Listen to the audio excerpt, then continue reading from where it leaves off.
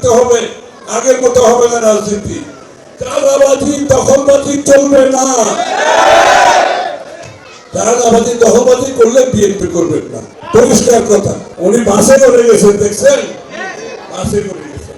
ওই red traffic লাইটে লাল বাতি যখন জ্বলছে, ড্রাইভার করেছে দাঁড়াও, আমি তো পিছনে বসা বাসের মধ্যে, এই ড্রাইভার বসে আপনি দাঁড়ান। ড্রাইভার বলছেন তারেক রহমান দেখতেছে আমার তারা দেখে, আবার লাল বাতি কি?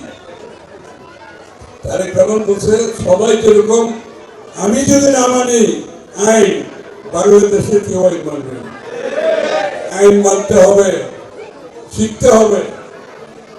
সুতরাং এই যে নেতা, এই যে মনোচিন্তা, এই যে প্রবৃত্তি, এই যে নতুন চিন্তা, বাংলাদেশের আপনি মন্ত্রী হলে বাদশা হয়ে যায়, বাদশা হওয়া যাবে না। ক্ষমতা হবে জনগণের, সরকারের ক্ষমতা কমতে হবে, জনগণের ক্ষমতা বাড়তে হবে। ওই বাদশাহীর রাজনীতির দিন শেষ।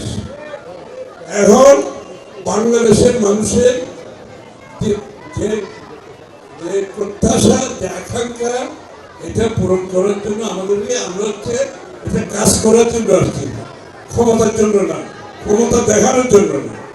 ক্ষমতা দেখানোর দিন শেষ। যেই জন্য বেগম খালেদা জিয়া মহিলাদের খাদ্যের বিনিময়ে শিক্ষা ব্যবস্থা চালু করেছিল। গরিব মানুষরা তার ছেলে মেয়েদেরকে স্কুলে পাঠায় না, কাজে পাঠায়। স্কুলে পাঠাইলে ঘর চলে না, এই জন্য উনি খাদ্যের বিনিময়ে শিক্ষা করেছিল।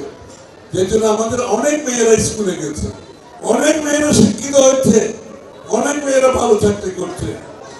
কিন্তু আগামীতে ইনশাআল্লাহ আমাদের নেতা তারেক রহমান সাহেব আরো বড় স্বপ্ন নিয়ে আমাদেরকে সামনের দিকে এগিয়ে নিয়ে যাচ্ছে। এই যে আপনারা মহিলারা যারা আছেন, ফ্যামিলি কার্ড শুনছেন? ফ্যামিলি কার্ডের কথা, ফ্যামিলি কার্ড শুনতেছেন মহিলারা?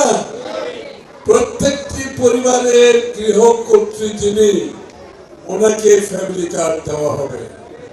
ফ্যামিলি কার্ডের অর্থ কি? 2500 টাকা প্রত্যেক মাসে আপনার কাছে যাবে, ঘরের কর্ত্রীর কাছে যাবে, কর্তার কাছে যাবে না, ছেলের কাছে যাবে না, মেয়ের কাছে যাবে না।